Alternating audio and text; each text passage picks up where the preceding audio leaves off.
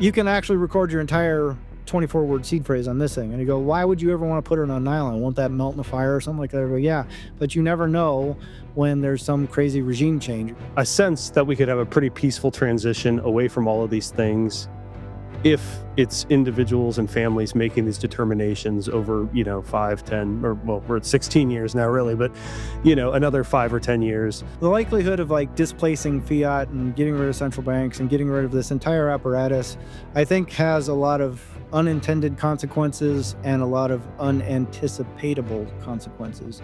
1971 to me is like a breaking point where we departed from anything that represented the will of the people. There are people to this day in Hawaii, in North Carolina, in California, can't get back to their property. You go, well, what if your Bitcoin seed phrase is in the safe in that property you're not allowed to go to, and you're likely to get shot as a looter if you try? That's not great.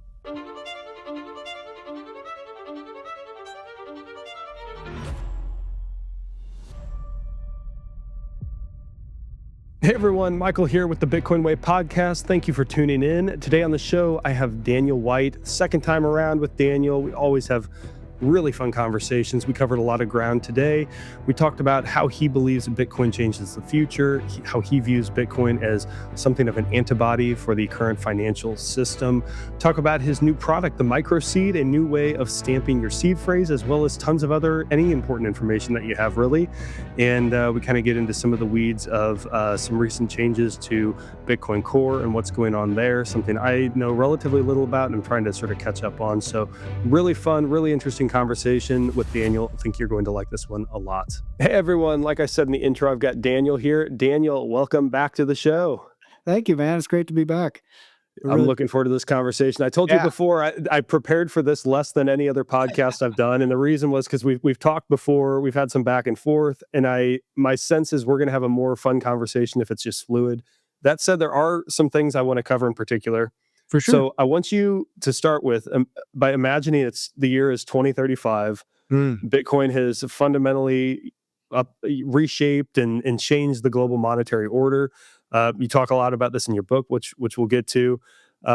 What do you think a day in the life of the average person looks like in this world? I've spent a lot of time trying to speculate on that. Like, I have another pod that I run with Fritz, Satoshi's Militia, and it's really, really hard for me, especially based on my core thesis in the book, to sort of envision what that world looks like, because what my fundamental proposition is that it's not necessarily that everybody everywhere is always using Bitcoin all the time.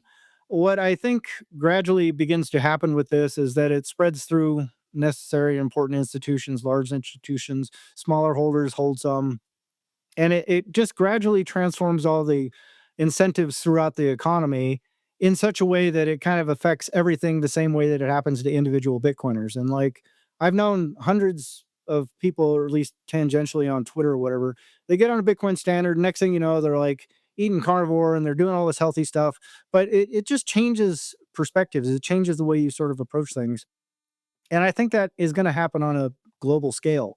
So it's not necessarily that everybody is suddenly just like everywhere you go, you're spending sats. And that may happen. I don't know.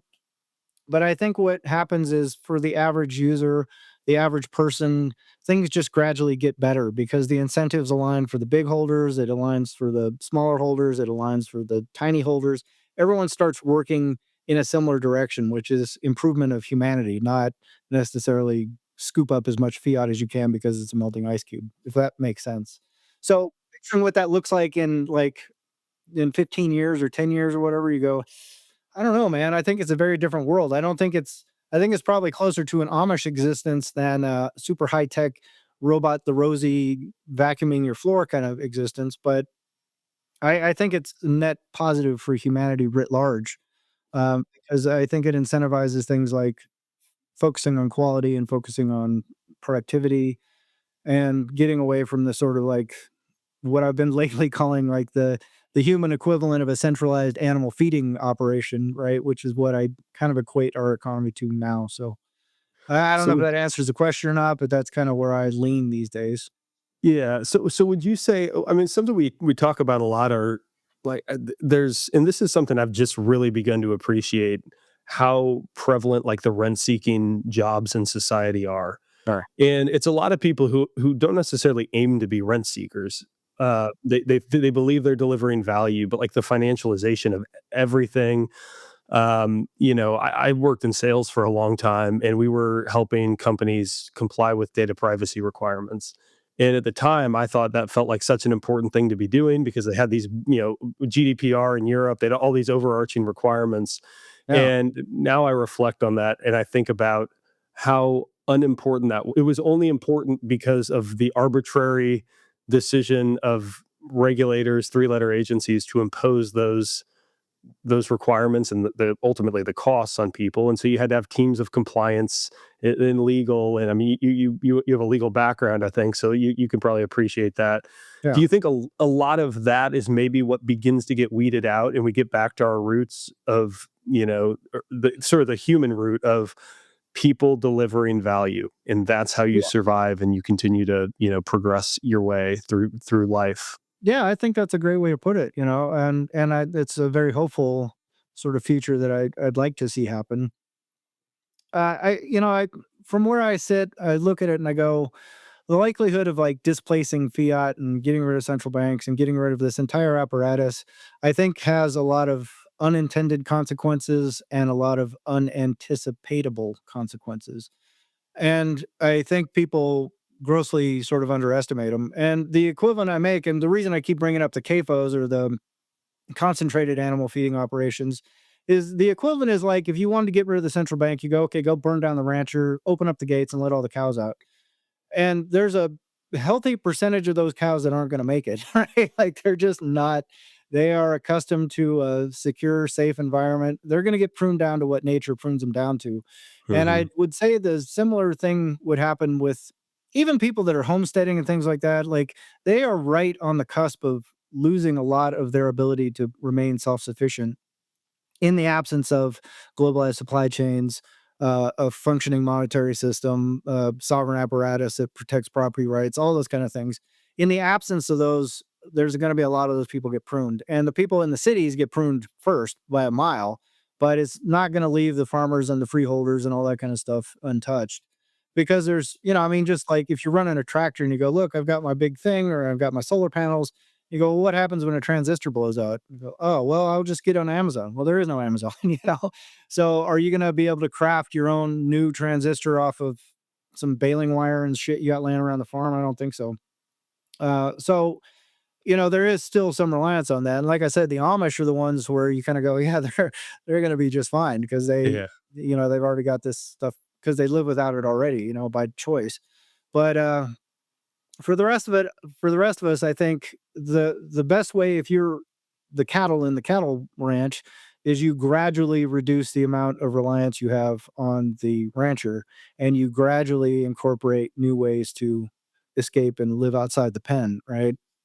And that I think maximizes your chances for the widest possible thriving. And I think that's sort of what Bitcoin does is it gradually decreases the rancher's reliance on you as a cow, so to speak, and it gradually reorients their incentives to either A, make your life far better, or B, to allow the cattle themselves to kind of go out and live without the need of the rancher providing feed and all that kind of stuff. So I don't know if that's a great analogy, but that's sort of where I kind of sit. Yeah, no, no, it is. I think the more human analogy is sort of the welfare state that we've built, right? Like, if things got flipped upside down tomorrow, we have a couple of generations who are, I mean, we have probably baby boomers who maybe less reliant on things like food stamps, but more reliant on I need my asset values to increase. The money printer is what drives that. And then you've got, probably a lot of millennials on food stamps, on welfare programs. Right. And my sense is that there's going to need to be like a generation of sort of flushing out bad habits and Yeah. sort of the rent seeking mindset, the high time preference behaviors. And I anticipate there to be a lot of pain for a stretch of time. And then only after a younger generation witnesses that pain uh, and recognizes that perhaps government will not be there for me, and the money printer is gone, and I have to fend for myself and provide value. So I can, if I want to receive value, I've got to produce it as well, and share it with the world. So I don't know how this plays out exactly, but is that maybe sort of a fair way of framing it? Like, we're going to have this like, what do you think the transition is then? So, like, if it sounded like you were alluding to the notion that if we ended central banking tomorrow, mass chaos, it could be really ugly. What are the That's unintended nasty, yeah. consequences? Nobody wants that, I guarantee it. Yeah, I mean, Tony from the Bitcoin Way was on a pod recently, I think your account Tony Asser or something like that. But he had a really great point. He said, you don't understand how catastrophic it is to wake up and not have stuff." You know, yeah, like you yeah, go, yeah, yeah. bank gone, right? Assets gone. What are you going to eat? What's for lunch? And you go, well, what have we got in the fridge? What's after that? I don't know. Yeah, yeah. It's a problem, you know what I'm saying? And I don't think most people are prepared for that. And I think it's very easy for us here in the West to sort of underestimate what that really looks like. Um, and when I hear like the ANCAP, we need a revolution types, and they want violence and all this kind of stuff, I go, most of you, and I'm not talking about you personally, I'm talking about like some of these older guys, like kind of around my age or older, and they can't go to bed without a CPAP machine, and they're on like 15 different cholesterol medications and all this kind of stuff. I'm like, how long do you think you last in combat, dude? Like that doesn't, Yeah. just because you got a bunch of guns and ammo doesn't mean you're ready to go fight. Most of these guys couldn't run around the block with a backpack on. So I go, let's Yeah. be careful about what we're asking for here, because it's a lot nastier than most people are accustomed to. So So you to answer your yeah. question though, Oh, like yeah. the thing, a great analogy is like the 90s, right? Because if you I don't think you grew up through the 70s and 80s, but it was gnarly, dude. Like the inflation in the 70s was wicked, and there were a lot of people that were talking about population explosions and resource collapses and the peak oil and all sorts of horrible prognostications about what the future held. And then it was basically around the Reagan administration. They said, how about we just break out the national credit card and just run up a bunch of debt? And things all through the 90s were amazing, dude. Like it was just like every day it was like, hey, things are getting a little bit better.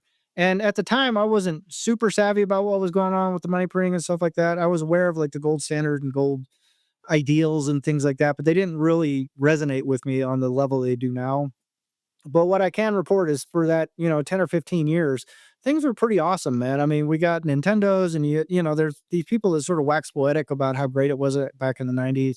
You go to Kmart or Walmart or whatever and browse little video games, but it was fun, right? The problem was it was all driven on debt. And that runs out, and that ran out in 2005, and it really became apparent in 2008, and it's never been fixed since. My thesis says, unlike the massive transition collapse problems, people suffering in the streets kind of thing, I think there is a path forward, and maybe a narrow one, where we end up in that similar sort of 90s vibe where it's not like everyone's going like, hey, I'm rich all of a sudden. Oh, everything's fine, everything's fixed. But people just on a gradual basis start going, you know what? Things are like better. Like a few years ago, I was really worried about this, but now I've kind of got this cool gig going where I'm doing XYZ. I'm a craftsman. I'm doing whatever it is. People are productive. People are doing productive things. They're not wasting a lot of time doing like, compliance nonsense because it's not incentivized to be there. Right. And the difference in this between the debt fueled 90s and the Bitcoin driven 2020s and 2030s, I think, is that it's going to be a sustainable path, and it's going to be something that's going to start gradually getting people towards like, hey, we can operate in this competitive environment. We can operate with this competitive thing, but there's an incentive, there's a massive incentive to not do the wasteful things. And there's a far greater incentive to do the productive things because you can save, because you're not being diluted constantly, because the big institutions can save and they're not being diluted constantly, so they can pursue things like higher quality products, higher quality employment. They can focus more on providing value rather than trying to scramble just to keep up with debasement. So that's kind of the path I'm hoping for, at the risk of rambling, but I don't know if that. No, no, no. I think it makes sense. I think what I struggle with is I have a very strong philosophical conviction in many things, like the end of central banking. Yeah. Um, I can't. I have a really hard time coming up with a philosophical justification for the existence of government. but I understand the practical emergent nature of government that we seem to have. So, like, I can concede that, like, governments tend to form in some capacity. And then I also practically can think about, yeah, okay, if the central banks ended tomorrow, I don't know what the unintended consequences of that are. Yeah. It doesn't mean that it's still not an ultimate goal that I want. I don't like any form of communism, especially at the base layer of the economy, which is Right. money.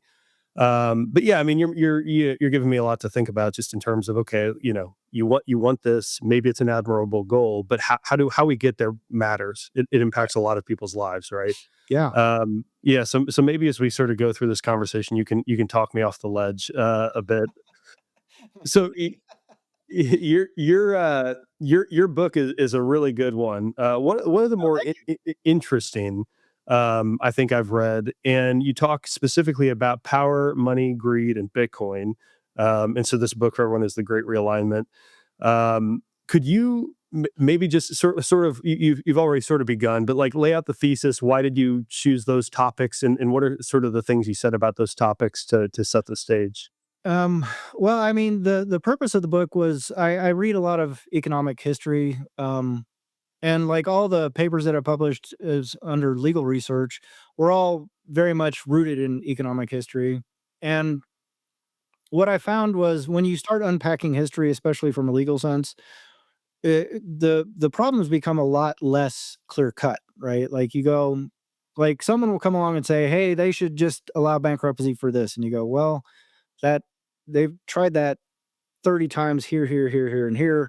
And they had all these problems with it. So that's how we ended up with this, which caused all these other problems. So they went to here, which caused these problems. So they went to, so it's like this constant bouncing around of like somebody comes along and has a great idea. And everyone goes, "Yay, let's go do that great idea." And then they go, "Oh, we didn't think about all this other stuff that's going to come from that great idea." So what you end up with is this big convoluted mess of things. The purpose of my book, though, is to challenge sort of the core fundamental assumptions behind all of those to begin with. Because I find in a lot of history, any history really, but economic history especially, it tends to focus on things like Europe and the United States. It tends to exclude things like the rest of the human experience prior to agriculture. And I go, there's, depending on where you set your starting point, anywhere from 250,000 to 50,000 years of humanity that existed prior to nation states and governments and kings and queens and all these little apparatus that sort of dictate the rules that we all live under to this day. Because everything we do today is a refinement on those systems over thousands of years, right? And we've landed on something that's sort of kind of working, and yet it also suffers from a lot of the same presumptions that people have made. Like, there's always been kings, there's always been someone that dictates who gets to own the land and all this kind of stuff. And I go, well, those ideas came from somewhere. It wasn't like some guy was just born, he had a crown on his head, and they go, oh, we all recognize now that that guy's the king. Those were crafted and created, and they are all crafted and created under a competitive resource capture economy, which is sort of the cornerstone thesis of my book. And prior to the advent of agriculture, prior to the ability of people to take from others by force and hoard things, and through the use of force and collective force, impose their will on other people, I think the world operated very differently. And I don't, like if you go and ask someone like the Hazda tribe, you go, "Hey, what do you guys use for money?" They go, what are you talking about?" Like, that doesn't make any sense to me. Money? What do you mean? Well, like if you wanted to, if someone went and got some honey and you wanted to get some honey from them, like, how do you pay them for it? You go, "Well, he just gives me some honey." I mean, I don't understand.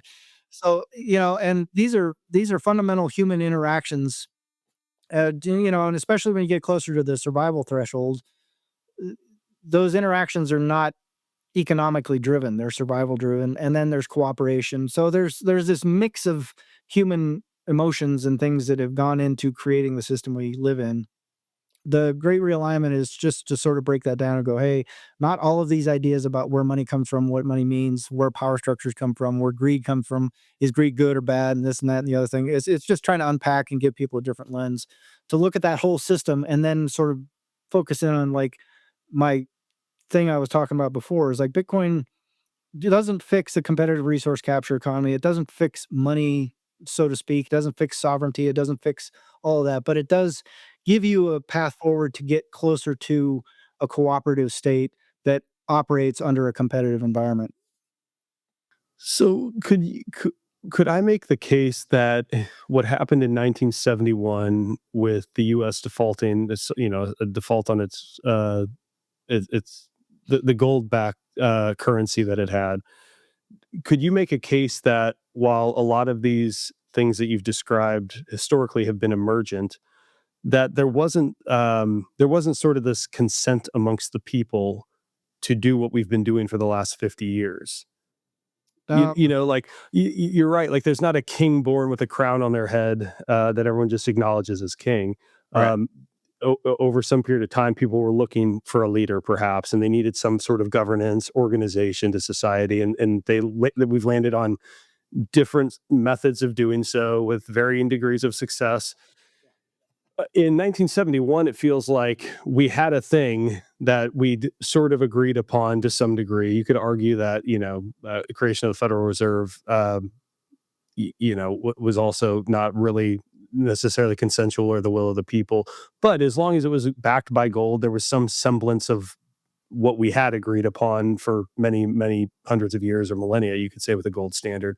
Oh. 1971 to me is like a breaking point where we departed from anything that represented the will of the people. And so I think is that a fair assertion, or would you contend that no, by giving Nixon and Congress and anyone authority to make decisions on our behalf, that it was sort of an emergent, property of the system that people, somewhat agreed to because we voted them in, or I don't know. Do you kind of understand my question? Yeah, I think so, and I agree. I think 1971 was problematic. I on so many levels, and the downstream effects of that are obvious, right? Um, but I would point out, like, that was what, 25 years after the Bretton Woods agreement Bretton was Woods, signed and yeah. ratified. So that thing, I mean, our ability to like, had the United States been a sound, stable country with sound, stable leadership and not like these deep, deep fractures that went back to the founding of the country, I think we might have been able to manage that in a way that would have been beneficial to all. But unfortunately, the United States was not that. I mean, we have nothing but a history of banking scandals and, economic collapses and just all sort, the wildcat banking era and, the stock scams and all sorts of stuff that have been going on since day one. And just currencies floating around like it's going out of style and greenbacks and issuance for war payment and all that kind of stuff. It's a deep sort of contentious history that was embodied in the United States. And I argue in the book that nobody, including the United States, wanted the US dollar to be the global reserve currency.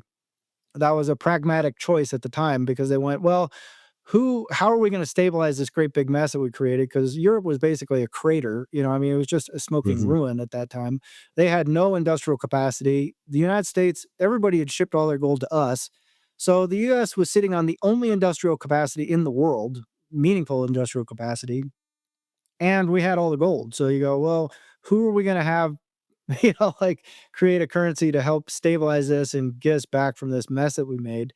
You go, well, I guess we'll go with the United States. And I mean, it was 5 years later that the US was in Korea, and the balance of accounts, anybody that was looking could have seen, go, hey, you guys have way more dollars than gold. Like, what's going on here? They go, no, no, no, no, we're fine. It's just temporary. It's not a problem with it. This is going to be fine.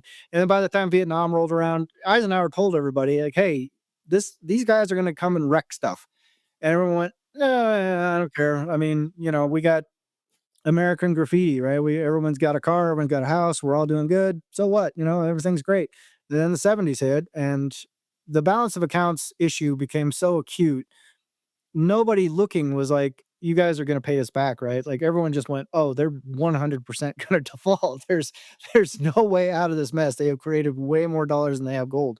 So Nixon had a choice. He goes, well, either we drain all of our gold reserves, we lose a reserve status, and we throw the entire global economy into disarray, or we just rug pull everybody and just figure it out later. And that's pretty much how every sovereign operates ever, is they just kinda go, "Oh, we made a great big mess now. How should we do this? Well, let's just do the thing that's going to get us over this hump, and then kick the can, kick the can, kick the can until it blows up, and someone else comes along and comes up with their new scheme, and they're going to kick the can just the same way, because these problems are intractable because of influence and power dynamics and all that kind of stuff. So uh again, I feel like I'm rambling. I'm endeavoring to a point, and I think I may have lost it somewhere there, No, but no, no, no. I think your rambling is always interesting because it's sort of what we're both doing. I mean, we're trying to talk through like how we piece this all together and yeah. where we're headed. So, do you think over what sort of runway do we have left? I threw out 2035 at the beginning. Yeah. I mean, it on one hand, the gold bugs have been directionally correct for like 50 years, but Right. also wrong, just like the climate alarmists, who have been saying that, we're all going to die Next year. in 2 years. Right. But I still feel that the general thesis of the gold bugs is correct. I mean, they're directionally correct. The question is a matter of timing. I think like folks like Larry Lepard think we're coming to the end of the games. Is that would you say is that a base case you share? And if so, is the end is that 2 years, 5 years, 10 years, 20 years? I I never, or I should say I no longer underestimate the ability of people to be creative in Yeah, perpetuating momentum, right? yeah, And trying to keep momentum going. And there is massive embodied momentum in a debt-driven system that we've created.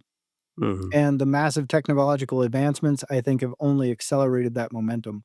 So I don't think it's in anybody's best interest to collapse this thing, right? Like if you're in the global south and you've been living in a mud hut and you kind of struggle to get by, the impact on you is almost zero. And there were stories like even my grandparents would talk about stories like during the depression. They go, "Well, we lived on a farm, so I didn't even know there was a depression happening." Like it didn't register to them. If you were one of the 25% of the people that was unemployed and you couldn't find a job and you couldn't pay for stuff, like life sucked. And those people were living in tent cities just like we have today. But most people that were working didn't notice. And that's why I say we've been in a silent depression since 2008. And there's a reason why there's homelessness all over the place and all these problems that everybody sees because they're trying to figure out how to navigate that debt crisis that they created and they've never fixed and they don't have any fix for. So how long they can keep that going, I think people are capable of enduring incredible suffering before taking action. And I can point to a historical example. It might be a little tough to kind of wrap one's head around, but if you're familiar with the Warsaw ghettos in Poland during the Nazi occupation of Poland, what basically happened was there was about 400,000 Polish Jews living in Warsaw. They corralled them all into one little penned up area, said, "This is where you live now." And then they started building walls around it. And then every couple of weeks, they were just carting people off, putting them on a train. And it's not like they said, "Hey, we're going to put you on a train so we can go execute you, or we're going to go put you on a labor camp." They said, "Oh, we're going to move you to this nice, beautiful farm area so you can start over and this and that and the other thing." And they dressed it up really well. It wasn't until the population of the Warsaw Ghetto had been reduced from 400,000 people to about 25,000 that anyone looked around and said, maybe we should fight back. Right? And that mhm, was the Warsaw Ghetto yeah, Uprising. So I would point out that it was something like 90% of the population had been absolutely eliminated, gone. These people, like, I don't know, they took grandma away and I haven't heard from her since. They took my kids away, haven't heard from them since. And they keep reducing our rations. We started off with 800 calories a day. Now we're down to 400 and we're scrounging through the dumpster. Nobody thought we should fight back. We should rise up. We should push against it because that's the nature of that sort of suppression of people and that demoralization of people. And right now, when you go, "Oh, the system's about to collapse and people are going to rise up," or this or that, they go, "Yeah, I don't put a lot of faith in that idea." Uh, Specifically because of that one instance in Poland, but I think you can point to lots of things like the Cultural Revolution. People laid down, and they get trampled under, and the people that fought ended up getting wrecked. So it's problematic on a number of levels. Uh, I think the preservation of these institutions that we've created, as flawed as they are, is of far more importance than a collapse, fourth turning shift into this big glorious new regime, because a lot of people get smoked and that deal. Like yeah. And I am very much a humanist, and I say, hey, we should endeavor to preserve human life, and we should endeavor to preserve dignity and things like that, and we should endeavor to spread that around, not just keep it all for ourselves. And I think Bitcoin is the one sort of big fundamental rule change in humanity and history that can enable that under the system that we've created and have all lived under and benefited from and suffered under and everything. I think it's the first time, literally in recorded history, where there's been an asset like that that enables that type of outcome realistically. So that's sort of where I stand on things. S- It, So, it's so wavy, do you but there. yeah, yeah. So do you think that on a Bitcoin standard? Here's where I can get. I think I can uh, sort of put down my guard and say, okay, in the short term, I think I can get behind that. Um, Ultimately, and again, like I don't know the time frame, right? Like I'm guessing, of is it 5 years, 10 years, 20 years, 50 years? Ultimately, I want to see a lot less government, and I certainly want to see a lot less involvement from any politically charged organization in money. And I mean, and not only that, but Bitcoin makes central banks obsolete ultimately, because the whole point of a central bank is monetary policy, and Bitcoin has pre programmed monetary policy baked into it. Yeah. Do you, while I hear you not cheering for the death of all of these institutions today, tomorrow, or maybe in the next 12 months, do you cheer for their ultimate long-term demise? Like there's going to be a sort of a natural weeding out of a lot of the nonsense, the needless regulatory oversight, I mean, I think the big one for me is the money printer. Or do you think Bitcoin somehow merges with our current system long term and coexists, if you were to guess, long term? Well, I mean, to echo Jeff Booth, provided the Bitcoin network stays decentralized and secure, and that's not a foregone conclusion. Um, and that, as we were talking about offline, kind of ties into some of this op return conversation and what's going on with core and all that kind of stuff. We can touch on that later. But provided that the network stays decentralized and secure, I think those types of institutions gradually get pruned down to what their necessary function is, right? Which is provide a dispute resolution forum, provide for the protection of the populace writ large. In the Constitution, it says the health of the nation, like, health should be part and parcel of what our government is, we're theoretically paying taxes towards and things like that. And yes, to reduce or eliminate the influence of money and especially printed money, because that I think is where the root of a lot of that comes from. In terms of engaging monetary policy, there's a guy TXMC Trades. He put Yeah. out a thing. He kind of got smoked for it online, because he said, "Look, fixed monetary systems. It's not like someone hasn't tried that before, and they end up getting wrecked." And Eric Voskuil is another guy who's a longtime Bitcoin developer. He runs Lib Bitcoin, which I'm kind of a fan of in terms of an alternative to core. He also has put out in his book, Crypto Economics, he said, you can't have a peg scheme to Bitcoin, right? And until you can overcome some of the issues with Bitcoin scaling and transaction, like the ability to transact on like global scale, we're getting there. I mean, there's solutions on the pipeline and there's also barriers to it, right? So it's not something that you could kind of plug in right now.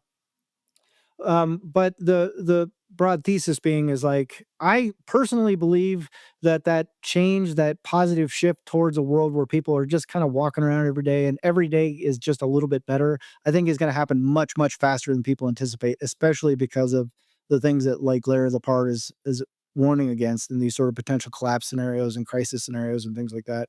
I think that shift happens much quicker, and I don't think it's necessarily has to be as catastrophic as people make it out to be. Because, like I said, there's an incentive to keep this going. Like you and I being able to talk over this, I go, this is a valuable thing to me. Like, I don't want to see this just evaporate, right? Because the internet got turned off and, power grids are down. And I also think, things like instantaneous communication and being able to talk on your cell phone and AI and all that kind of stuff are all potentially net positive if we can rein them in and get them oriented towards a pro-human sort of thing rather than an extractive thing, right? So, in terms of what does it look like, how long is it going to take? I honestly think, and I use the personal model from it um, most often, because I say, if you just think about people that adopt a Bitcoin standard, it doesn't take them like 10 years to go, hey, you know what, I should eat better. Hey, you know what, I should focus more on my family. Hey, I should value my time more. Hey, I shouldn't waste a bunch of money buying like a third Tesla and a second house and all this. They start their incentives dramatically shift, and they orient towards things that are very pro human and very pro thriving, and it takes a very, very, very short amount of time. And for me personally, it's been almost instantaneous, but from the moment I said, I'm going to do this, I'm going to devote all my effort and attention and energy towards Bitcoin, the shift in my personal life has been dramatic, and almost overnight. It's within a year, like all of a sudden, hey, my health is getting better, I'm losing weight, I'm not as focused on all this other nonsense and stress. And I think that happens not just to me, not just to you, not just to Bitcoiners, but I think institutions, everybody that adopts this, everybody that gets exposure to it, starts to understand it. I think that percolates throughout. And when you magnify those little changes across an economy or across the world, I think that becomes a tidal wave that is unmistakable. And I don't think it requires any sort of top down revolution, collapse the world, start over again. Because when you are in those collapse situations, and I touch on this in the book, is like when you are in chaos, people rise up and take power because people seek stability and a palliative from that chaos. And the people that are best suited to do that tend to be the ones that can wield violence really well and organize violence really well. And so the in a competitive resource capture environment without regulation, without rules, and without structure, the natural tendency is to gang up and then try and get as much as you can. And then eventually that leads to coalition building, which eventually leads to leadership structures. It's inevitable in that kind of scenario. So if we have a collapse scenario, I think that could set us back 100 years. I Hmm. think if we can avoid that and let Bitcoin work its magic, I think we can be in a beautiful future within 10. So that's sort of my thesis. That's where I come from. At least philosophically, I agree with you 100%. I would love to see it all go away like that. I would love to see people be able to be sovereign and respectfully deal with each other on a voluntary basis. And I also recognize that there are fundamental flaws to that sort of reasoning that make it unlikely to happen, because there's been thousands of years of opportunities for that to happen, and it hasn't happened yet. So, Yeah, yeah, yeah. yeah. I think, and this is part of like why we're very mission driven at the Bitcoin way. I think the without knowing, you raised the point that I always neglect to think through hard enough of like what are the unknowns of the things that you think you want, and what are the unintended consequences. My sense is that the best way we could go about this is a very bottoms up grassroots adoption of Bitcoin where Yes. people individually and over the course of time opt out of the fiat nonsense. Like for me personally, like we're starting to grow some of our own food. Yeah. I've opted out. My family's no longer on traditional health insurance. Like all the things that it's just like be the change you wish to see Yeah. sort of thing. Yeah. Um, I think we could have a sense that we could have a pretty peaceful transition away from all of these things if it's individuals and families making these determinations over 5, 10, or well, we're at 16 years now really, but another 5 or 10 years. Yeah. But the challenge is I think most people they they know that they know they have a cost of living issue. They don't know what the root problem, like what the root cause of the problem is, Correct. and until they do, it's very hard to see Bitcoin for what it is. Yeah. The minute you if you're not just a generally very curious person, you're not gonna find Bitcoin unless you happen upon the problem and you identify central banking and, the fact that we effectively have a communist operation at the base layer of the economy. And yeah, I just that's why I'm pretty unenthusiastic about nation state adoption and some of these things. I would I'd love to ask you about that. I'm cognizant of our time though, Yeah, for sure. because yeah, I do want to hear about microseed. So Oh, you've launched a product, yes. and we're just gonna transition away from we. Yeah. I could go for hours Oh, with you yeah, on this could be everything a we've been 20-hour discussing. conversation, dude. We should do a new Breed Love Sailor series. Yeah, yeah. Well, I'll have you on 6 times in a row, and Yeah, we'll hash let's hash everything it out. out, We'll solve figure out all the problems problems. together. So talk about microseed. Explain what it is, what you're working on, and then I'd love to dig into your thoughts on self custody and the importance of sort of what you've developed here. Yeah, well, I mean, I think the development of the microseed is very, ethically and philosophically aligned with the mission of the Bitcoin way, is like helping people get control of their custody. Um, the development of it was selfish 100% because I looked at existing seed phrase storage solutions and I go, I just don't like this. But I'm kind of a paranoid person. Some people may not know this about me, but when I got my master's at the London School of Economics, I went straight from that like prestigious university to work in a prison, and not like as an administrator or something like that, like a frontline guy in a uniform on the prison floor dealing with the inmates every single day.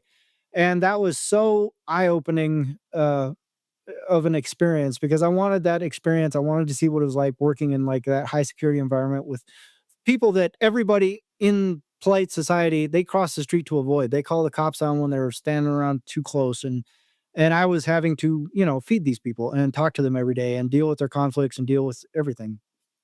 The point of that though is like it really opens your eyes to what security means because we here in the West, we go, oh, security is you lock your door, you set your alarm. And I go, do you understand like how fragile that security really is, right? And it's taken for granted because we live in a society where you aren't confronted with a high degree of risk. Some neighborhoods you might be, but most people just aren't worried that someone's going to come kick down their door, steal all their stuff, and rape their family and all that kind of stuff. You live in South Africa, it's a completely different thing. But if you look at their security practices in South Africa, completely different set of, protocols Protocols. that they Yeah. follow.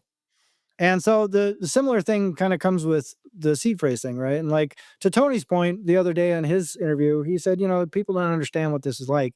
And I posted a response. I said, hey man, people really underestimate the likelihood of this happening and they think it can't happen here, but it can, it has, and it could happen again.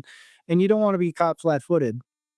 And so the microseed was designed basically to give not just like the only layer of security in the way to secure your seed phrase, but it's a very convenient way to not only record it permanently on something that's fireproof, waterproof, all the same thing that all the other people have. And it's something that's portable. Like this is a nylon seed. You probably can't make out the text on it, but um, you can actually record your entire 24-word seed phrase on this thing. And you go, why would you ever want to put it on nylon? Won't that melt in the fire or something like that? I go, yeah, but you never know when there's some crazy regime change, or you never know what these elites end up uncorking something that you didn't anticipate, or if there is some sort of major terrorist attack, or there's a collapse in society, or the banking actually does go away. You go, how do I take my seed phrase with me? You go, well, I'll just grab my seed plate and walk off with it and go, okay, until you get to a metal detector, until someone's going like, hey, as people are leaving, make sure they don't have any Bitcoin on them or any, I mean, if you unfold a piece of paper and you see a bunch of words, take that. Or if you find a little metal plate with a bunch of words on it, take that. You go, well, here you go. I mean, are you going to need this? Maybe not. I don't know. What if you get cooped up and locked up in prison? Like I made a video as kind of a joke about Do Kwon got caught with a Trezor up his hoo hoo. And I go, well, if he had one of these, he would still have his Bitcoin right now, and they'd still be trying to chase him around, figuring out, and he could just be doing that, the Pulp Fiction. I kept this watch for 20 years, and now it's for you, right? Dopant could be doing that, except it's with a piece of nylon.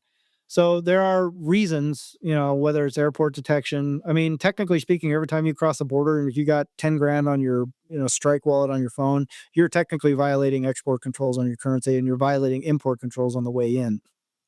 And if you're failing to declare that, you're committing a felony on both sides of the pond or both sides of the destination. So if heaven forbid you happen to end up in a regime like you just, hey, I'm going to go on vacation to Spain this year, and then when you land in Spain, it turns out the authorities just released this new rule that you weren't aware of, and they're going to seize your electronic devices and find all your stuff. And if you haven't declared your money, well, we're going to lock you up. You go, well, maybe you shouldn't be carrying it that way, but The likelihood of them detecting something like this is remote and small. And so it's a Swiss cheese model. I just for me personally, I want to make sure that all the holes in the Swiss cheese don't line up so that I end up losing access to my stack. And I want to have fallback layers that I can go, I'm prepared for contingencies, and contingencies that most people aren't thinking about right now, I think about. And that part of that's from that prison experience, because security practices in the prison come from somebody got hurt, somebody got wrecked, somebody got killed. And that's why these things are so problematic, right? And Hmm. I look at this solution as one of those things. You go, you don't know what's going to happen. So make sure you have access to your stack, know how to get to your stack, know how to uncode your stack, or, you can obscure this, you can encode it, you can use word substitutions, you can do all sorts of things to make this very unattractive or even meaningless to somebody, but it can literally be the difference between life and death in extreme circumstances. So that was the birth of the microseed in a long-winded 5 minute. Yeah. So remind me. See, because what comes with its standard are titanium. You've got titanium, but then you're saying that the nylon washers are, so if you're for water resistance, for metal detection, those sorts of things. Do you sell the nylon washers, or is that just like go to Home Depot No, it comes with the kit. Like every okay, kit that I sell comes with one titanium washer, one nylon washer, one heavy okay, duty stainless steel, which is like a double thickness of stainless steel, and then three standard stainless steel washers.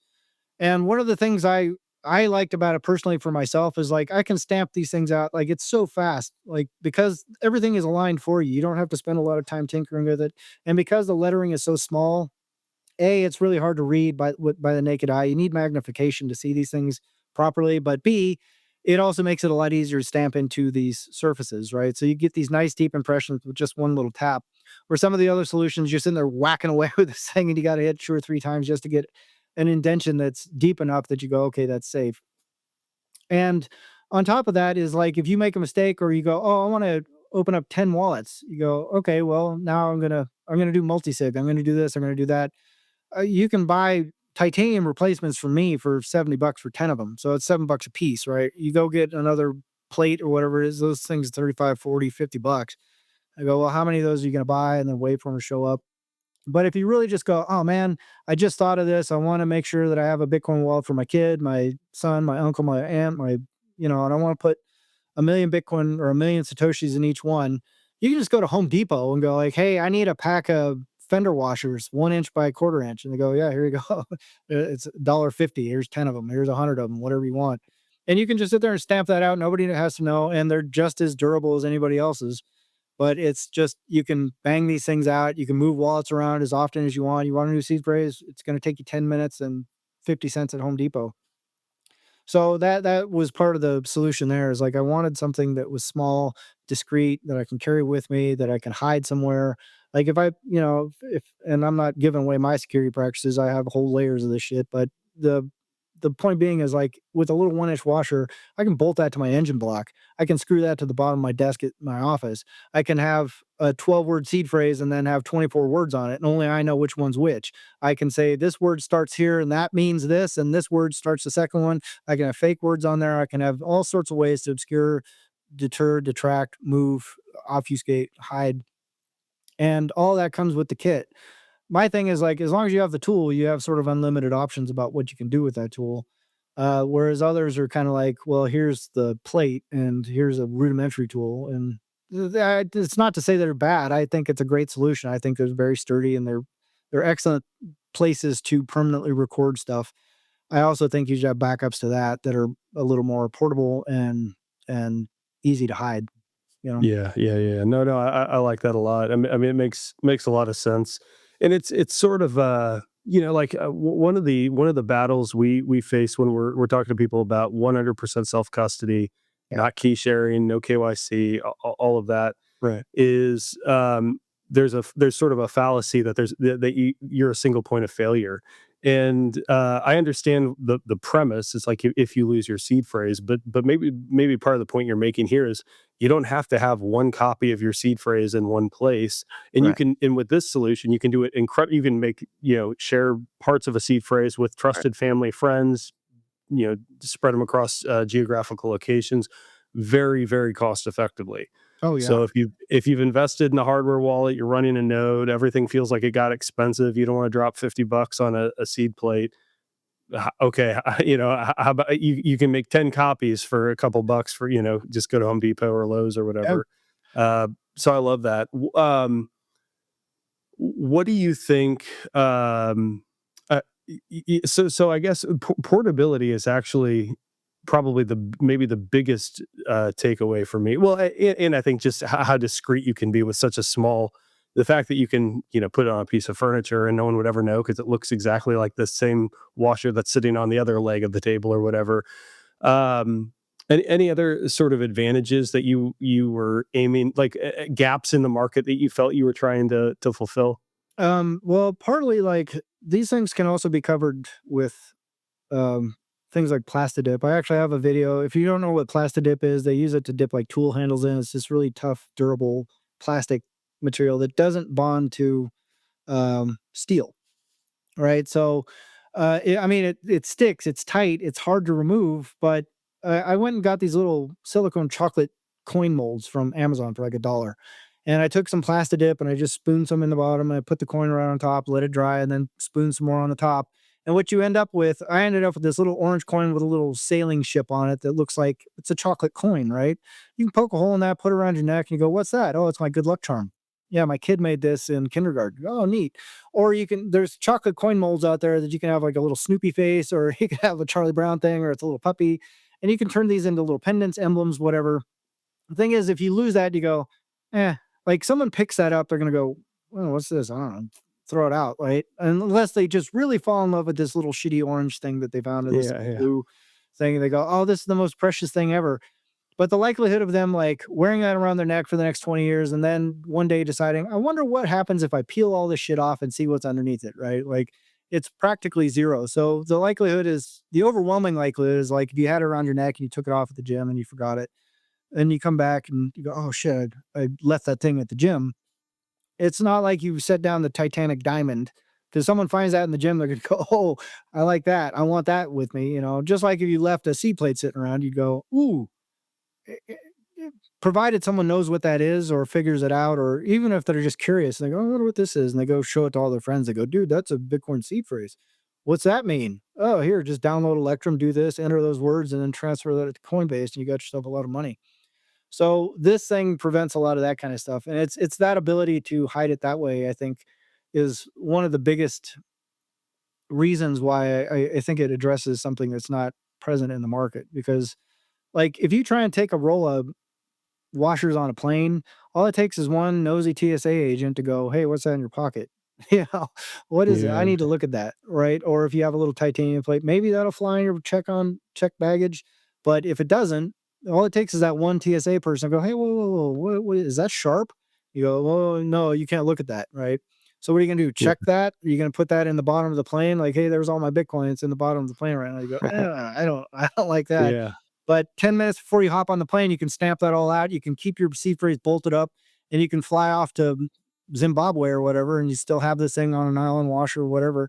You can just throw this into the bucket, with your keys and stuff. Literally, no one's going to look at that. Even if they did, if you got it covered up in silicone, it's nothing. It's just pocket dust. yeah, yeah, yeah, So you can very much know that you have your seed phrase safe at home and you can go on your vacation or whatever. You can have your seed phrase with you hidden somewhere. You can have it sewn into your bag or any number of things just as a backup, as a protective. And let's say, heaven forbid, while you're on vacation, your house burns down, or it's like the wildfires where there are people to this day in Hawaii, in North Carolina, in California, can't get back to their property. And you go, well, what if your Bitcoin seed phrase is in the safe in that property you're not allowed to go to, and you're likely to get shot as a looter if you try?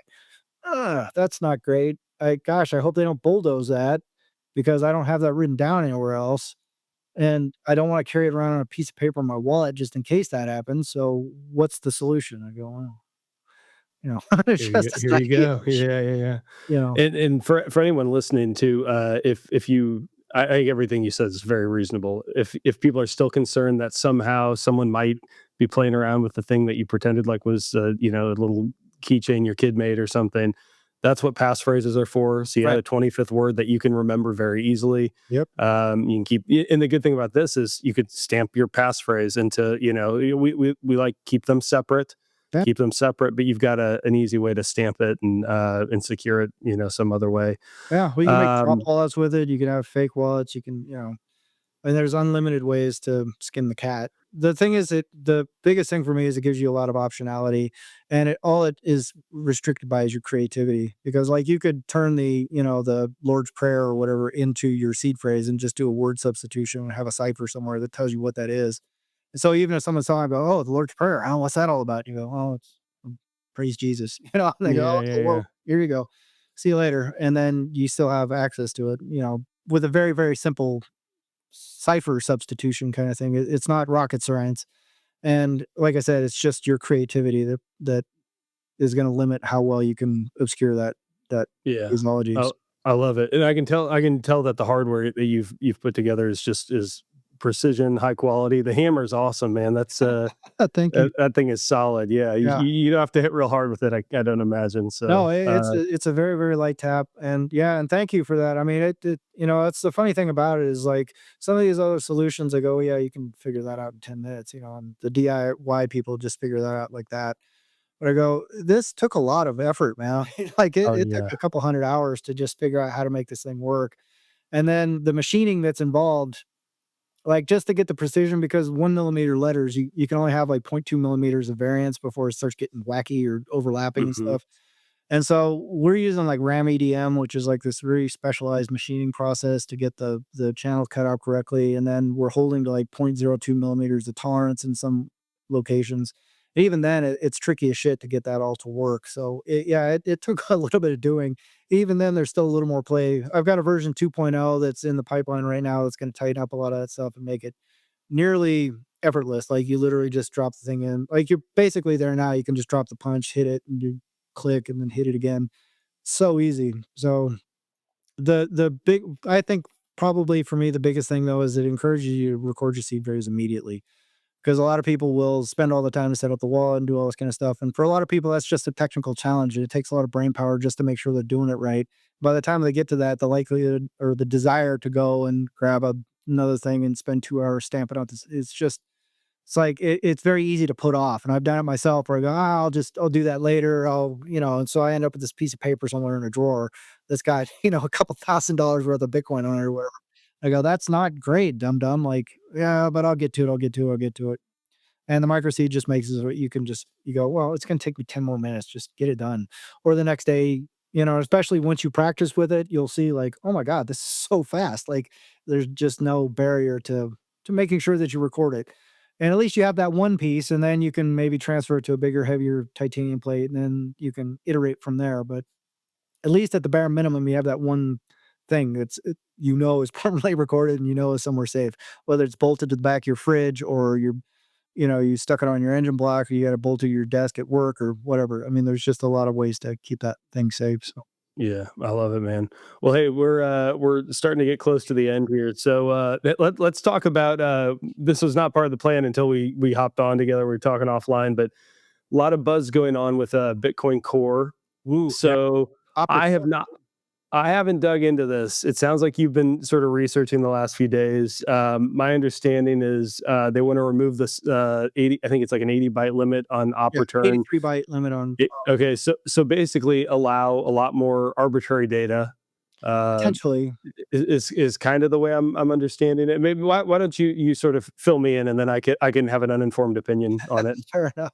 Well, my opinion is probably pretty uninformed as well, but best I can tell, the arguments for are like, hey, look, there are people that are inscribing data on the blockchain already, right? Hmm. Inscriptions is a big problem. That's a problem with SegWit and Taproot. And that implementation of SegWit and Taproot is the thing that enables like mass data spamming like inscriptions. Nobody anticipated it back in 2017 when they're talking about it. It was like that might happen maybe someday, but we don't have to worry about that right now. Right now, we need to work on transaction efficiency. We need to combat the big blockers. We need to make some compromise with big blockers. That was the sort of root of the thing. But talking about unintended consequences, they go, this is a fix. We're going to fix everything now. And now you've got inscriptions, and that's a massive problem because there's a guy named Grassfed Bitcoin, brilliant Yeah, guy, super, super yeah, smart, works at Ocean. But he was on an interview with Newt Svanholm. I don't know how to pronounce his name right, but yeah, yeah, yeah. But he was talking about, he said, "Look, man, this is a exponential problem. It's just like inflation in currency." You go, "Oh, it's only 2% a year." You go, "Yeah, it's 2% on top of the other 2%," right? And that's the problem with this spam is it's just a couple megabytes here and there, yeah, on top of all the other spam. So the blockchain starts growing exponentially in a pretty short amount of time, and that disincentivizes node runners because it becomes more and more problematic just to spin up a node. Because right now, like if you had spun up a node in 2016, it's going to take you maybe a day to synchronize the block and download everything. You could run it on shit that was running back in 2016. Today, even with modern technology and modern hardware and modern download speeds, it's like 2 or 3 days just to sync the blocks. So that's problematic because if that continues to grow, it's going to get to a point where it requires specialized hardware just to do that, which is going to reduce the decentralization of nodes. So everyone is incentivized to cut this down. Op return, the people on the one side say, well, look, there are people using this data for things that we might consider legitimate, right? And to say, regardless of where you stand on the legitimacy of the use case, you know, it's consensus valid no matter what, right? It's consensus valid to add this data to the chain. You can argue, as both sides have argued, this is a monetary network, this is a data thing, and you know the anti side says, hey, this was never meant to be, you know, distributed cloud storage for people. This is a monetary network. We need to preserve that. But they both screwed that pooch, and that horse got out of the barn a long time ago when they introduced SegWit and Taproot. So now they're just trying to mitigate that. On the other side, they go, well, you know, if we allow this, then all of a sudden people can start maybe putting like illegal material into the op return. And the counter argument to that as well, the fee basis of that is going to be prohibitive for that kind of spamming of data in op return. But the biggest overriding concern, I think, is the inscriptions and the ability to inject that kind of data because there's all kinds of problems with that level of data being introduced into the blockchain. And that I think should probably be more of a priority than op return because I think on balance and at risk of getting my ass flamed and handed to me by the Twitter, you know, sphere, I think the op return, like getting rid of those caps is probably the better solution here than limiting op return and spam filtering the way Knots does it, right? Because there hasn't been a real wide adoption of that. So it's problematic. I love that people are talking about it because I think it's super, super, super important that all Bitcoiners, to your point earlier about, you know, I think we talked about this offline, number go up and, you know, it's an asset and this and that and the other thing. That's all great, but that doesn't mean shit if this network gets compromised. And being part and parcel and party to this conversation is hugely important, regardless if you agree with releasing the op return caps or if you think we should clamp down or make them even tighter. Like Knots, I think limits op return to like 45 bytes or something like that. But the point is if you're a conscientious Bitcoiner, you need to be paying attention to this stuff. Mining centralization and core monoculture are two huge, massive, unmitigated risks that nobody is paying attention to, or the people that are paying attention to it are the 100 or the 1,000 people that are the semi-autistic coder people that are fighting back and forth on Twitter about whether or not this is or not, or but those are great debates. Those are the people that you definitely want to be toxic, and those are the people that are super, super passionate about making sure they get this right. And the rest of us need to get on board and figure out pick a side and help navigate that because it's important to the protocol and far more important than I think people give it credit for. So I'm a fan of Michael Saylor. I love that he's helping institutionalize this. I hope he is devoting some energy or effort that is conscientious and ethical towards maintaining decentralized, permissionless, censorship resistant, zero trust, egalitarian access monetary network. That is critical. And everybody, I can't preach this enough. Everybody needs to get on board with that, at least on some level. Start understanding what it's about, you know? Yeah. So would you consider yourself something of a maybe not like a hardliner, but something of like an ossification maximalist, or I would that be definitely the lean more towards ossification than otherwise. yeah? With the op return thing, like to me, I'm still sort of befuddled, and it doesn't really make any sense to me, like why SegWit isn't being dealt with more efficiently, and something like a variable fee structure, like a demand based fee structure for SegWit data. I think seemed like I go, how come no one is just talking to like, why don't you just alter the fee based on what kind of data is coming in? Because right now, the reason why SegWit can get populated with all this data is because there's a 75% data discount on it. So you can just flood that with all kinds of shit that's spam. It's useless. It doesn't help anybody. And it's just to peddle nonsense and garbage. And I don't think that should be part of it. And I also recognize SegWit and Taproot was a compromise solution that they were trying to, solve a problem then, much like we were talking about earlier. You solve this one problem, you don't anticipate all this other shit, and then something completely out of left field comes and hits you, and you go, oh, now we got a big problem. And now people are dickering about op return and whether or not we should have limits on op return or how we should do that. And I go, you got to fix SegWit, man. And the big problem, as far as I can tell, is the fee structure. So if you want to enable that data use in SegWit because it's there, it's happening, people are doing it, they're exploiting that loophole that is consensus valid. You go, well, just scale the fee, right? So you can still encourage lightning and all that kind of stuff, and just have a variable fee structure in there. Go, well, if you're gonna go spam your gifts of donkeys having flying butt sex or whatever it is, I don't know what people are putting on this thing. Probably that. Yeah, probably, right? Make that Probably. super expensive. Make that be at or higher than the op return fee, right? So we can start discouraging that stuff, but you can still encourage you can still keep that 75 or even 80% discount for, the lesser data uses and things like Lightning, right? And Lightning development. So you can still encourage that kind of use and progressively price out the higher data limits. I don't know if that's technically feasible, but that's something that just sort of immediately occurred to me. I was like, well, why are we just not dealing with the fee issue? Because that's clearly a problem. But I'm nobody in this space in terms of that discussion. I'm not a developer. I don't contribute to core. I haven't been around since 2013, and I haven't been, being the super toxic technical maxi guy that I love those guys. I respect them. They're absolutely who we want fighting these battles. I just think there need to be more of us. More of them. Yeah, yeah, yeah, yeah. I'm a big fan of Bitcoin Mechanic, Yeah. grass-fed Oh, yeah. Bitcoin. Awesome guy. Um, yeah, but it's tough because for many of us who are less technical, there is this element of trust because you can't verify, and see, I've listened to enough. I've listened to enough of the guys who wear the wizard hats, and I've listened to enough of the grass-fed Bitcoin, Bitcoin mechanic types that I mean, every fiber of my being tends toward Bitcoin mechanic and a lot of what he's talking about. But then I had someone on the podcast in the last few months who offline told me who struck me as one of these guys I could trust with who understands the technology really well. And he's like, yeah, I mean, Bitcoin mechanic and I really don't agree on X, Y, and Z, Right. and I don't think I don't think the data is arbitrary. It's consensus data, and Sense is valid. Yeah. yeah, and so I'm like, well, okay, now I don't know who to believe.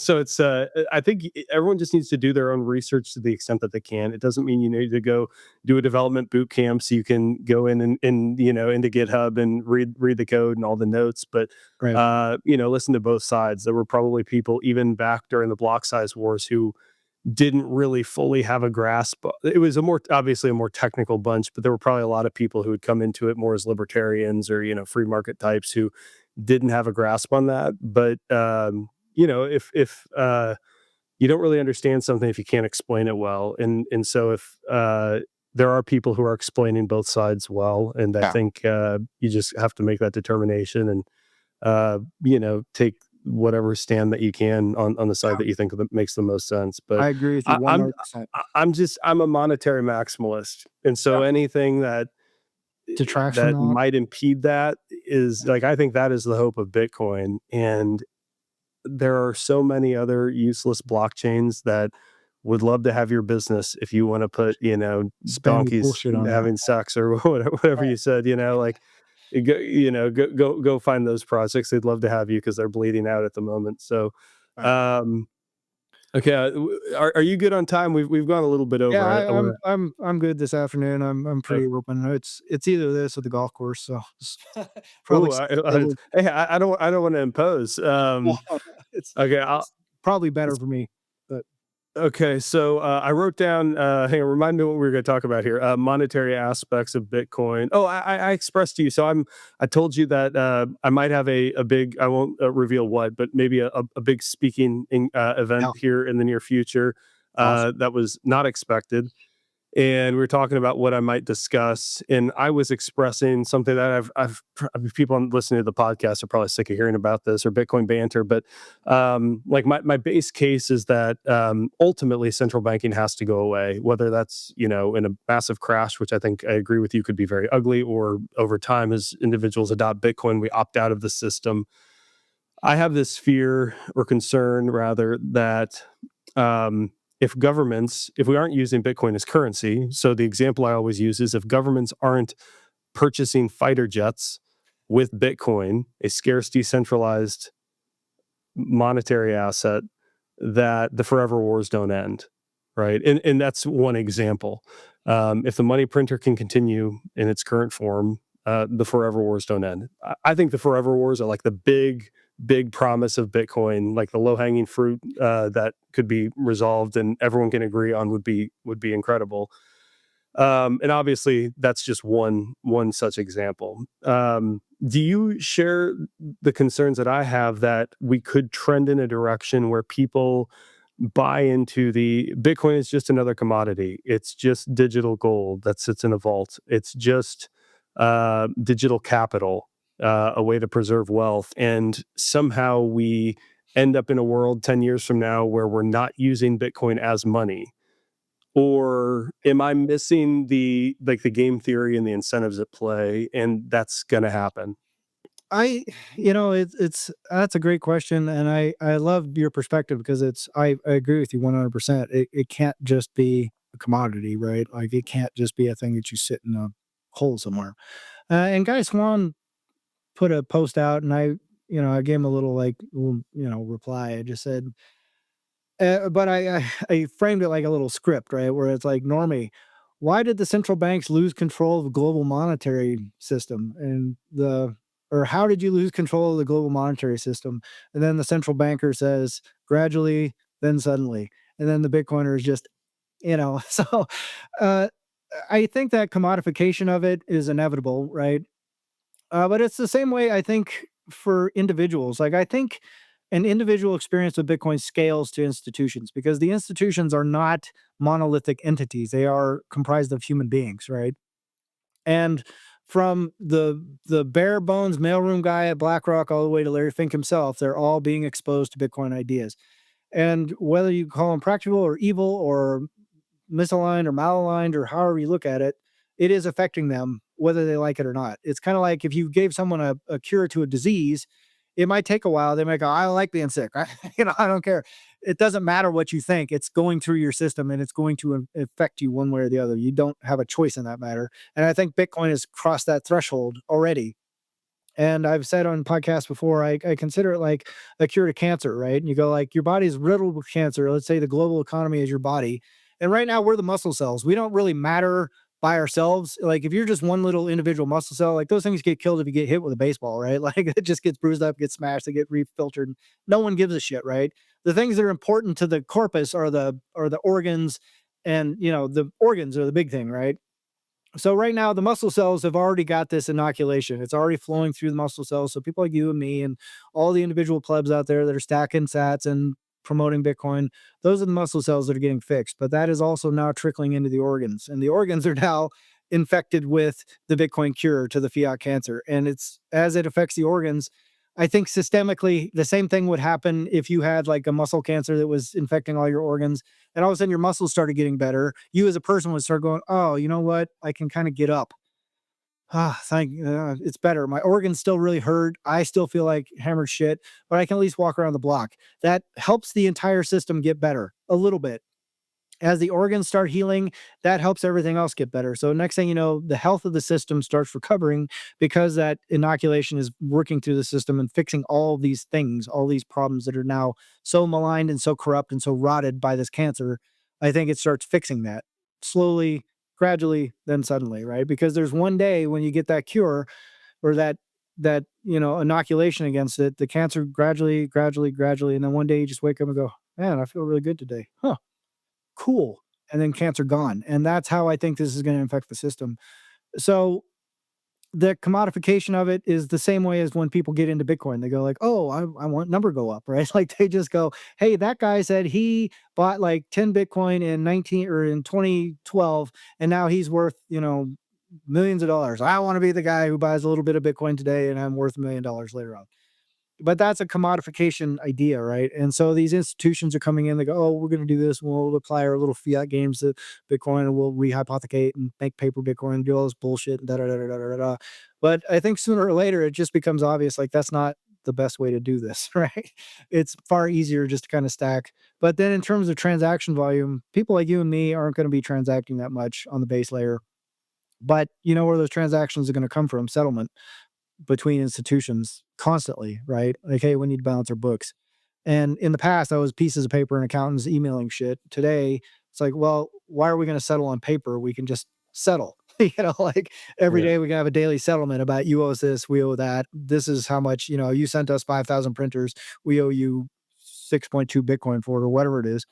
Settle that, settle that, settle that, settle your debts, settle paper, settle all that kind of stuff. Those settlements can happen on chain. And that transaction volume, I think, is going to be the thing that helps provide the security budget, make sure that Bitcoin is not just used as a thing that people are stocking in their sock drawer or in their corporate treasury, but it's something that's moving around because that is how the economy is starting to make more and more sense. So, Maybe to summarize that, would you say you sympathize with my concern, yeah. but you think that the antibody has already been released into the cancer patient, and it's a matter of time that it just takes hold? Not only sympathize, I agree with and fear your perspective as Okay. well, right? Like Okay. 100%. And my hope, I should say, my optimistic hope for the future is that this antibody is working through the system.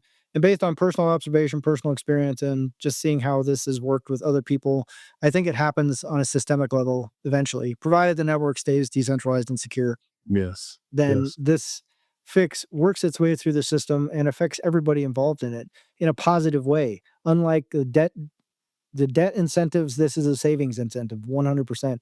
And if you just change one thing about the global economy, if you just change one tiny little base rule at the base of all this competition and grabbing up resources and all that kind of stuff, you go, it's more favorable to save your productivity than it is to squander it so you can get more debt. If you change that, then you fundamentally change everything in the game. And Yeah. if you can effectuate that on a big enough scale, which I think Bitcoin naturally inclines people to do, then you're going to start seeing mass global shifts in the way people interact. I mean, I sound like a Pollyanna. I feel like I sometimes sound like a lunatic, and I go, it sounds like the most bright, beautiful, amazing future that I can possibly imagine if people can just kind of get behind being a good Bitcoiner, spreading the word, spreading the love, and with understanding. Like we all started from somewhere. We've all started as deniers. We've all started as skeptics. Just understanding people are also there, and also understanding it's going to take people a little bit of time to wrap their head around it. But as they're wrapping around their head around it, they are also gradually improving their own personal lives. That's going to infiltrate nations, institutions, everybody that touches this stuff. It's like touching a little purity fountain. Like you can only keep touching it so many times before that just trickles into your finger and then spreads throughout your existence. So that's my hopeful thing. I hope I don't end up in the, lead standard. I'm ready for it on some level. I don't need a CPAP to go to sleep at night. I can run around. I can do a lot of burpees in a row. So I'm ready to go. Let's do it. But Okay. if I can afford it, I certainly want to. So Yeah, yeah, no, I love it. Okay, last question for you. I don't remember. I didn't prepare you for it this time. I don't remember if I had started doing this when we spoke the first time. But my final question for everyone is: what is an unpopular opinion that you hold, and you get bonus points if you offend some Bitcoiners with it? well, the last time you did actually hit me with this, and I said the Federal Okay. Reserve wasn't evil.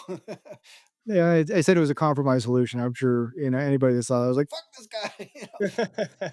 Well, and I don't blame him. And it's a contentious position. Right now, I would say, despite the fact that I'm a huge fan of Ocean, huge fan of Luke Dasher, huge fan of Grassfed Bitcoin, huge fan of all those guys, I think lifting caps on op return is probably a more sensible solution. Okay. Okay. And I don't I'm even very know it. meekly putting that point of view forward. If I get flamed and smoked on Twitter for it, I go, "I'm sorry. I just, when I evaluate both sides of the argument, I just slightly 51-49 towards this side. I don't like either solution necessarily because one invokes some level of censorship, the other one and some level of risk in terms of, like, encouraging more spam. Like, you could end up with expanding that op return limit, and you end up with more spam than less. Not great, and I also think if you're talking about economic incentives and not having miners branch off to pursue shitty data on private networks anyway, and reducing decentralization, I think maybe let's lean towards the incentive side of things and more towards keeping it permissionless, despite the fact that nobody likes this data, or at least very few people, except for the wizard hat and spam fuckers, right? And NFT dicks. So I'm fully opposed to spam. I don't like it on the network. I think it is a monetary network. I do not think it should be used for data storage. I think you guys already let that horse out of the barn. So now we need to find logical, coherent ways to get back to where we need to be, which is a pure monetary network. And my 2 cents that nobody gives a shit about is I think there should be a variable fee on the SegWit data, but we'll see if anyone sees this and goes, "Oh my god, that's brilliant," or they can flame me and tell me all this reasons why I'm such a fucking moron.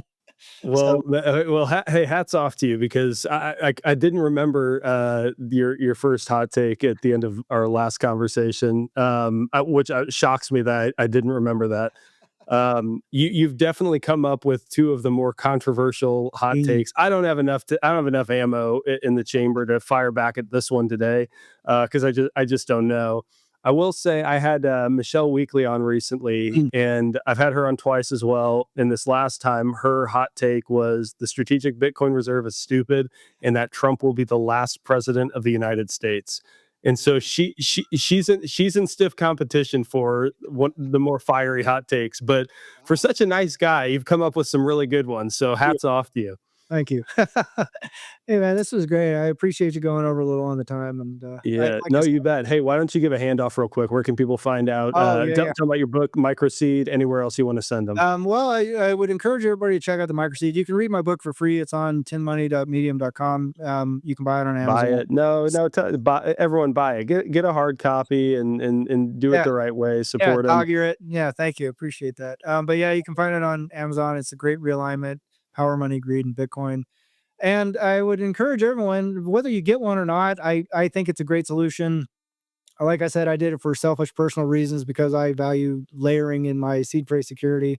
But 21e15.com, it's called the microseed. I don't have an example right here that I can hold up and show you. But it's absolutely a really super solid tool that you can use for a long, long time, and it's a precision instrument. And you can just crank out stuff forever. Once you own this thing, it's yours, and there's a unlimited amounts of data you can secure with that, whether it's a combination to your gun safe or your Swiss bank account number or your last will and testament. You can put 240 word characters on this thing. So literally, if you can fit your last will and testament on a tweet, it'll go on this coin. And if you die, you can have end of life instructions on there. Someone can look at it and go, "Oh, what's that?" "Oh, he says don't resuscitate." "Oh, okay. Well, I mean, so there's a lot of options that are beyond the seed phrase, but right now my focus is to helping people secure their seed phrase, make sure that they're at least buttoning up that one little thing as soon as they finish creating their wallet and moving from the Coinbase account or Kraken or whatever. If you can finally get them over the hump and get them onto a hardware wallet and get them there, just please God, just take that one extra step. And this literally takes 10 minutes and a couple $100 to get you the tool to make that super, super easy. And then you can learn all the different ways that you can help secure that beyond that using the same device. And the guys at Bitcoin Way are experts, absolutely astounding. The professional, helpful people that can get you all the way across the line. So, Well, no, thank you for that. Did you say where to find you on X? oh yeah, on X it's Daniel 21E15 at Daniel 21E15. Okay. So Is there a microseed account too? I think you got. yeah, it's the microseed, or what is it, 21E15 microseed maybe? I don't know. Here, I'll find it real quick because Yeah, I don't want people to leave without yeah, it's 21E15 microseed. yeah. So check it out. Flex. It's Awesome. Well, Daniel, 2.1 yeah, E plus what's that? it's 2.1 E plus 15. That's how many satoshis there are. So but I had to truncate it, get rid of the period. But Anyway, Love it. All right. Well, Daniel, thank you so much for the thank you, time. man. Let's catch up in Vegas. We'll hang out a bit Yeah, and I can't wait, look man. forward to chatting again soon. Yeah, I'll buy you a steak. Perfect. Perfect. Cheers, man. Take it easy, man. And that's a wrap. Again, I hope you enjoyed this conversation with Daniel. Daniel's an awesome guy. Can't wait to see him in Vegas here in a couple of weeks. Go check out the microseed. It's not a product, as I said, that I've had the opportunity to test, but it looks awesome. I've talked with others who use it and absolutely love it. Also, follow him on X. He's a great follow. A lot of signal, not a lot of noise. You'll absolutely love him and the thoughts that he shares. Of course, if you need help with Bitcoin in proper 100% self-custody, go to thebitcoinway.com/podcast. We can help you do it the right way the first time. We also help with online privacy. We can help you set up a privacy phone, Plan B residency options. So everything you need for a self-sovereign life. Again, that's thebitcoinway.com/podcast. If you are enjoying this channel, do me a huge favor, feed the algorithm for us, subscribe, leave us a comment, like it, share it with someone who you think might be interested in it. Would really, really appreciate that. And of course, you can follow us on X. We're at the Bitcoin Way _. You can follow me there as well at the other M Jordan. And until next time, stay safe, stay sovereign, and remember the yield on Bitcoin is freedom.